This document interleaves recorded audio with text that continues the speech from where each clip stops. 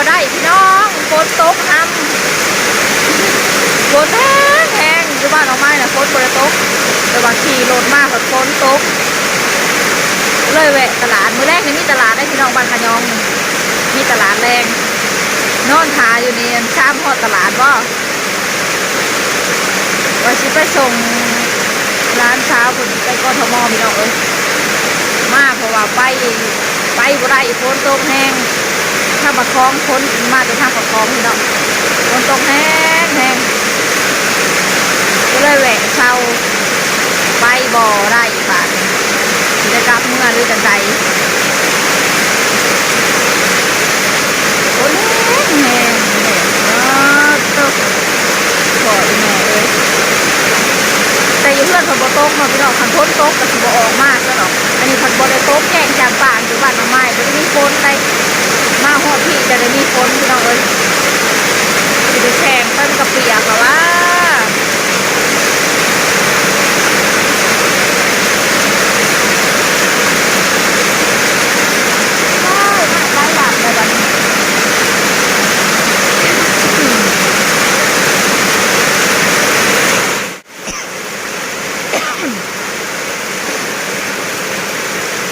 มาฮักกระหอดถึงทางพี่น้องเลยฮักกระหอดบ้านหวยขะยองกสิลัดไปใส่เรามาหูดแล้วก็ลงดานเรามาหูดพี่น้องผาชานุมานอยู่ฝั่งเฮาอยู่บ้านเรามาหูดตรงขามกับชานุมานพี่น้องมาใกล้สีหอดเลยได้ขอนครึ่งเลยแหละพี่น้องใกล้ครึ่งเลยแหละออกมาเพราะว่าฝนตกไปบ่ได้บ้าน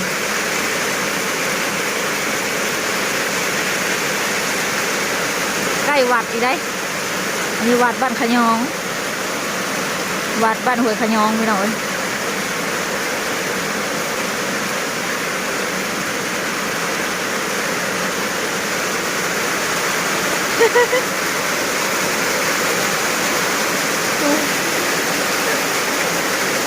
นางเศร้าพ้นอยู่ตลาด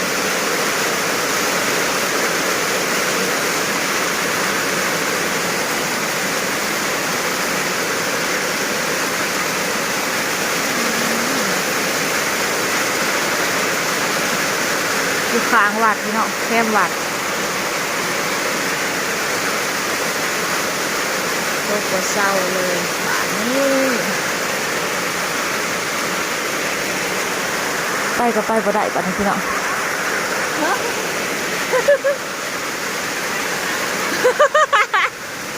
นางทาเขาจะมาลงตลาดมีตลาดได้มั้ยนี่บ่ายโมงเขาเจ้าก็ลงแล้วนี่บ่ายโมงป้ายเขาเจ้าก็มาขายเลยตลาดแรงต้นถิดโว้ยมันสิตกอยู่นี่บ่อนี่นะนอนทาให้คนเศร้าได้บ้านคือสิบ่เศร้าง่ายดอกเหมือนมาเรื่อยๆ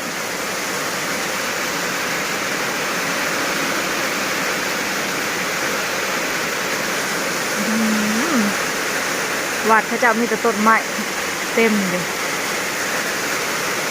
ต้นมะม่วงก็มีอีกได้ปุ๊เนี่ยนะมาดูหน่อยมะม่วงนี่หรอมะม่วงก็ยังมีอยู่เป็นถูกฤดูเลยมะม่วงก็ได้ยังมีหมาเคย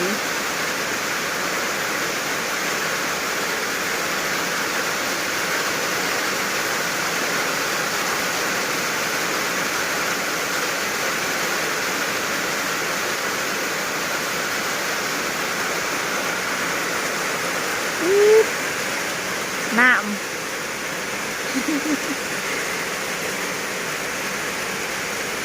แล้วก็นั่งอยู่ในบาทนี่พี่เจ้าขี่รถมาในตุ้งสีแยกนี่พี่น้องแยกค้างนั่นสิไปเวิร์นคูนคันธจารเลยก็ได้แยกค้างนี่มันลงทางขยองพี่น้องแยกค้างนั่นมันไปเหล่ามาหูดไปถาชานุมานแยกอีกแก้วัดค้างนั่นกับเมื่อบ้านน้องไม้พี่น้องก่อนจะหอดบ้านน้องไม้ก็ไล่หมู่บ้านอยู่ผ่านบ้านขยองบ้านศรีวิไล ผ่านบ้านสีสว่างบ้านน้องแต้พี่น้องผ่านหลายหมู่บ้านอยู่ได้ก่อนจะหอดบ้านออกมาไก่กับมะเศร้าฝนนำ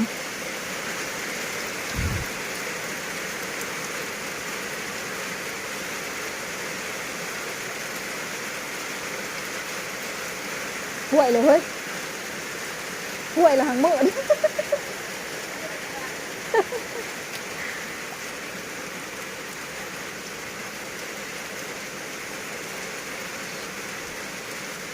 เขาเจ้าดำนาอยู่ผมโว้ยฝนตกกับดำนาแต่หนาวแล้วดำนาแข่งฝน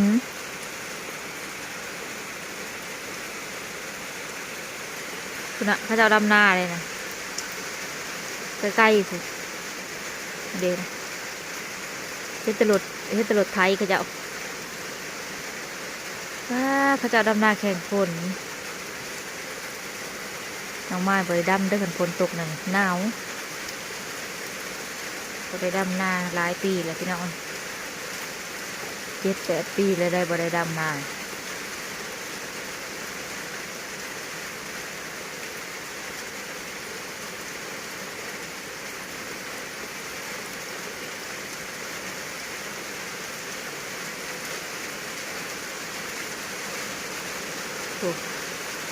ยายเราสิหยางไปใส่น้อง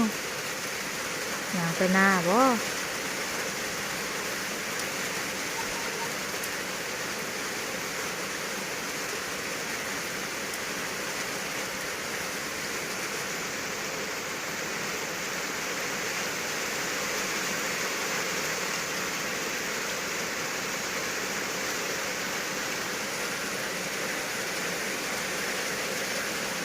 นี่ฉีดโต๊ะอยู่ว่ามืออันนี้บ่เฮ้ยนี่นะ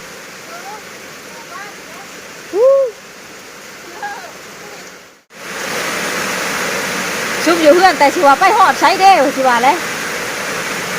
พวกอยู่บ้านนั่นแหละไปหอดใช้เด้บนชิว่าเลย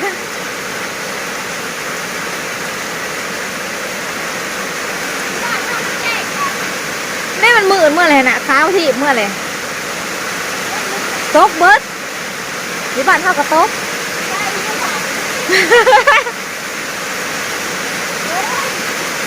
เนาะ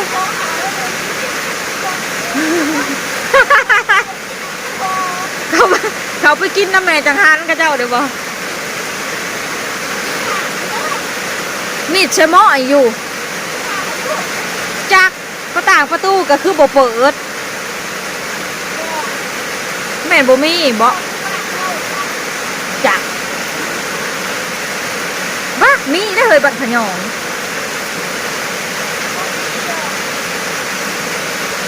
ฝนตกแล้วเพิ่นบ่เปิดนะจ๊ะเพิ่นปิดไว้นั่นเองตลอดเพิ่นยันงัวเขา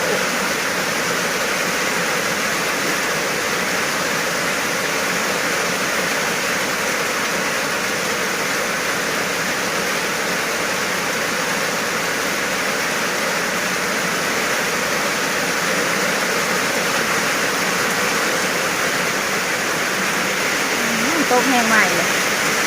เมื่อกี้นี่ห่วยผัดตกใหม่เลยพี่น้อง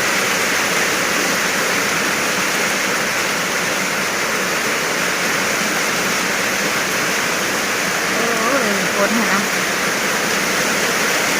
หิ้วเขาได้บ้านนี้สิมานั่งหิ้วเขาดูแม่นทางนี่แหละพี่ดอกเอ้ย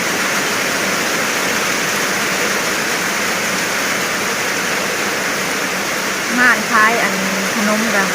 แต่พอใกล้ไปได้แต่ว่าฝนตกก็ขี่เงาะขี่ออกไปเขาขี่รถมอเตอร์ไซค์มาพี่น้องเพราะว่ารถยนต์นะบ่าวกับบ่มีจุดชาร์จแต่น้องไม่ใหญ่หักก็ได้พี่น้องเดี๋ยวเราเสียอะไรกะบ่มีจุดจับจุดบายนะแต่เก่าไปหันไปหนีไปเวียกไปงานกะให้นะบ่าวไปส่งพี่น้องก็สบายอยู่อันนี้บ่มีเพิ่นแล้วกะเอาก็ได้ขี่รถมอเตอร์ไซค์ไปฝนตกนำ